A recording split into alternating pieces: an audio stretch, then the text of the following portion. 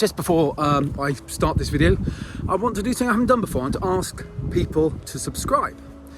It's quite important to subscribe because you get to a certain level and the videos become monetized, and I'll get a small income from these videos, which is kind of important, as you'll see in this video, because I've got to spend a little bit this winter to make some repairs. So do consider subscribing. Just press the button. You can get notified every time I publish a new video by pressing the little bell icon. Anyway, let's get on with this one. It's a belter. There's a crash and there's some good moves on track as well. So here we go with the HSCC season finale at Silverstone. Welcome to Too Old and Too Slow, and in this episode I travel from here in Portugal back to Silverstone to test, and then for the season finale in the HSCC Classic Formula Ford Championship. So it's a bit of an unusual situation. Usually I like to have at least a day or two at home preparing the car before I head off to go racing, but just can't this time. It's work gets in the way of racing again, unfortunately. So the car's all prepped up, it's in the back of the van, and the van is safely tucked up in a secure place I found at Gatwick. So when I fly back on Thursday night, I'll pick the van up, jump in, go straight to Silverstone to test on Friday morning. So let's see how testing goes. Testing was invaluable as ever. I got to do about 60 laps. I had a few little moments like this, and also the GoPro even survived this tumble.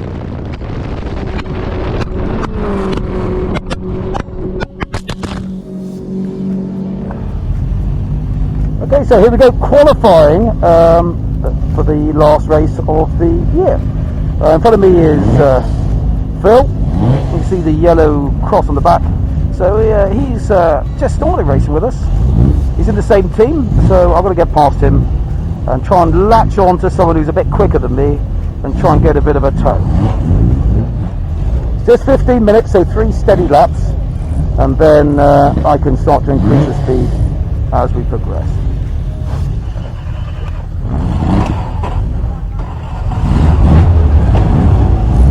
Okay, here we go, let's go!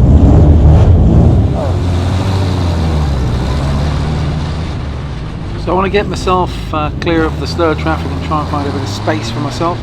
However, it's really important to try and get a tow from somebody, and that can be a real advantage. So I want to get past Philip and Mike, try and latch onto the cars ahead of them. So let's see how this goes.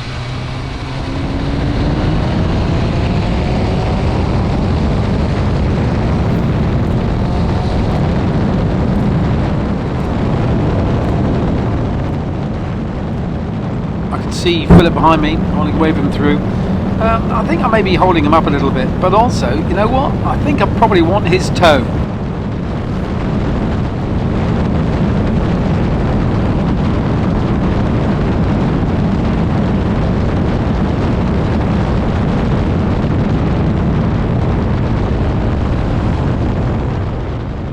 So I want to sit nice and tight behind him and use the slipstream he's providing to help me cut through the air as best I can.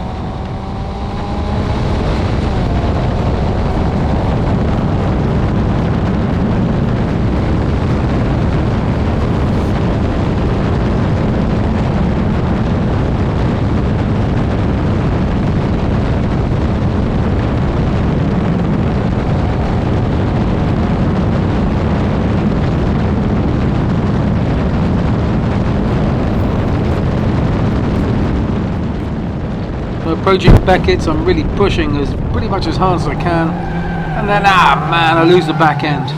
So that's that lap ruined. I've kept the engine running. I'm just going to have to rejoin and start again. But thankfully, on the left hand side, I can see Alan Fincham coming along, and I think I'll sit in behind him.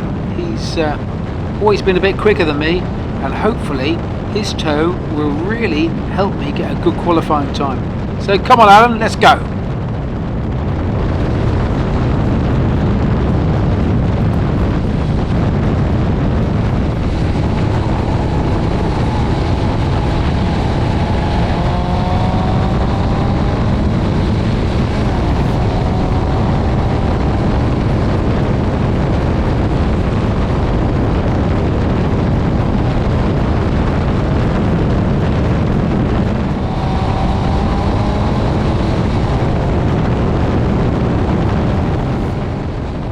after a few good solid laps behind Alan, I'm really getting to the rhythm, and I can see on the lap timer in front of me that the time is chipping away. I've just got to really sit as close as I can through here with Alan. Unfortunately, there's a back mark up in front. It's Mike again, so I'm going to have to find a way around him without slowing myself down at all. So I'm just going to dive up the inside of Woodcote and hopefully get out of Mike's way and try and get a good lap time. Anyway, so here we go, over the line, and that's it, done. So that was qualifying. I'm really pleased. I went out there and attacked pretty hard. Did a 1:05.7, which is a great time. Yeah, I did spin and I did get a good tow from Adam Fincham. But you know what? You got to take what you can. And I'm really pleased. Starting mid-pack, which is always what I want to start. Hopefully have a bit of a race. So here we go. Let's see how race 1 goes.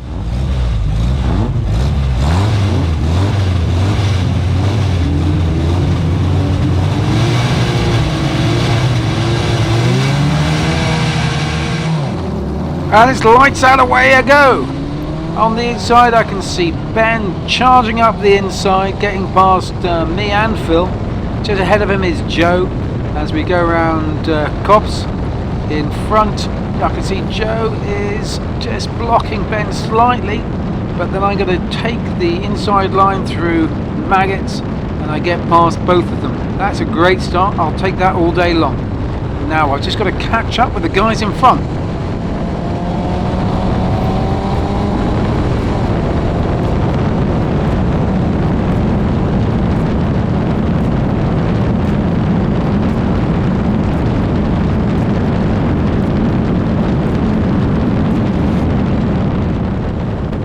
The inside I can see Joe. Wow, that's close, and I'm forced out wide. I lose the back end, spin, and boom, that's the front of the car taken off by Philip. So that's the end of the race for me. Let's just see this again in slow motion. Joe comes past in the front of my nose, and I'm just turning in to Brooklands, and Joe's car's starting to slide. I'm starting to slide as well a little bit. I'm turning in a bit more to take avoiding action from him. And the back end starts to go, and that's it, fully developed slide and spin, and I get collected by Philip, and that's it. Thankfully we're both okay, and I'm sure that we can get the cars fixed again, hopefully for the next race.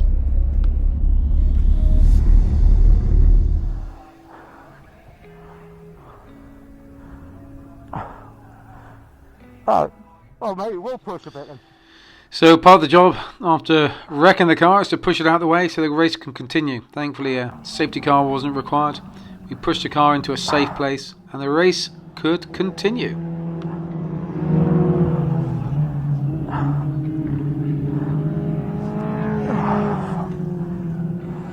Perfect.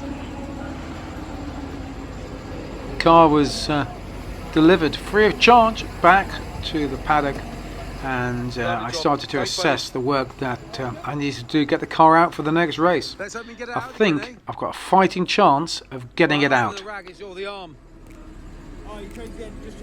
Yeah, just I got one of those. Yeah. So we'll have a look. It's one of those things though, eh?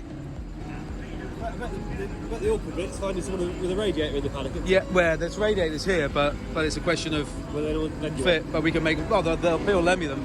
But it's just a question of getting it fit. Managed to get out and find a radiator. Cheers, Don Hardman lent me a brand new Royale radiator, which just about fit.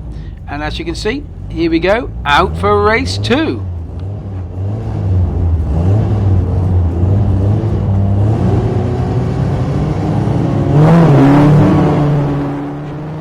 Starting right at the back, so I've got to try and make up as many places as I can as quickly as I can.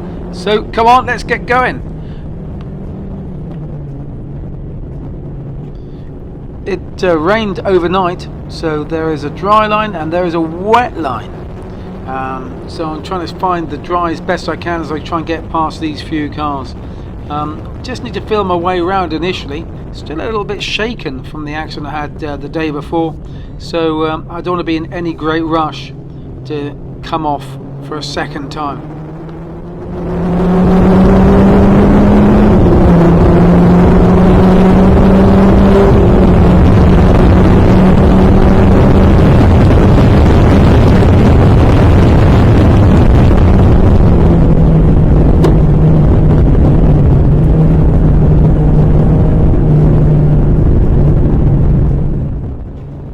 So in front of me is Phil Atwood. I want to get myself in a position where I'm super tight behind him, and then I can hopefully get a bit of an early acceleration down the straight and find a way past him, maybe just through Woodcote, just here.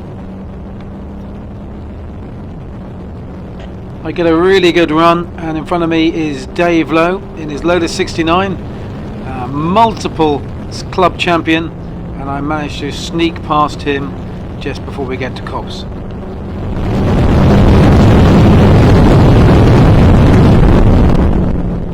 In no time at all, I've got James and Ben in front of me, so that's going to be a bit of a laugh trying to get past these two guys. They're having a bit of a race between the two of them, and I've got to try and find my way past one then the other. Let's see how I get on.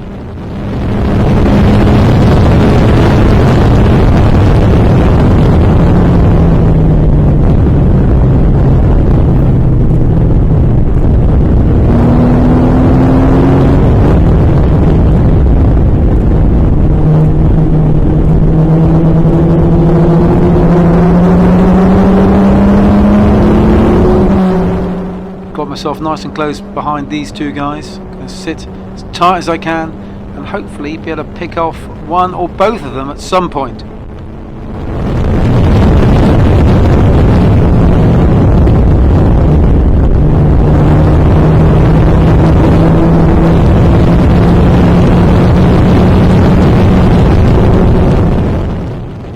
The double yellow flags have stopped me having a chance of getting around here. So the car's off on the right hand side, so I'm going to have to pick another spot to try and get past James.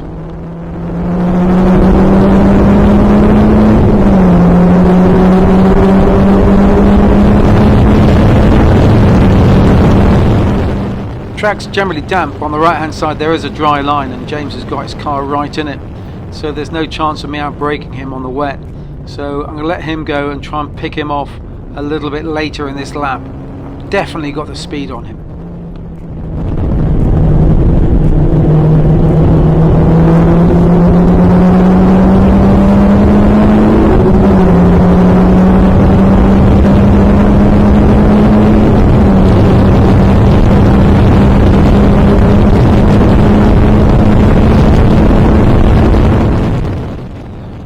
I'm really exploiting the confidence around here. James runs wide. That's a gift for me. I'm straight up on the dry line. I can get past him. There's a little bit of yellow flag action going on, but I'm ahead of him. He's off the track. So my next target is Ben. Let's see how I get on getting past him.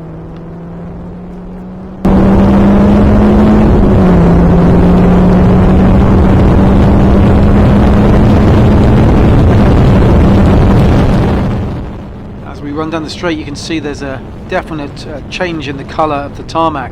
I'm on the dry line on the right hand side as I turn in to Brooklands.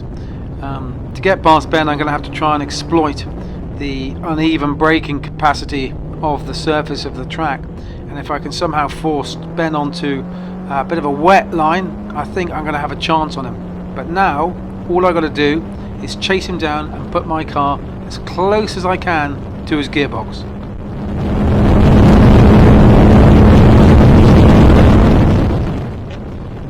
Every corner I've got to try and get through as quick as I can. I made a few seconds on him there, and I'm getting closer all the time. It's just about having the confidence in the car.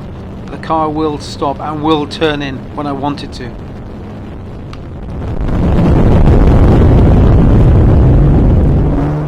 Get on the throttle nice and early, and I'm going to push as tight as I can to him. I think he's in my grass now. I've got to try and force him to stay on the wet line, try and get him off the dry line, so I can outbrake him down here. And there we go, job done. There's no way he can outbrake me on the wet line. So as I go around Brooklands, that's another one done. And that is the end of the race. My God, it's been a tough one. Really enjoyable.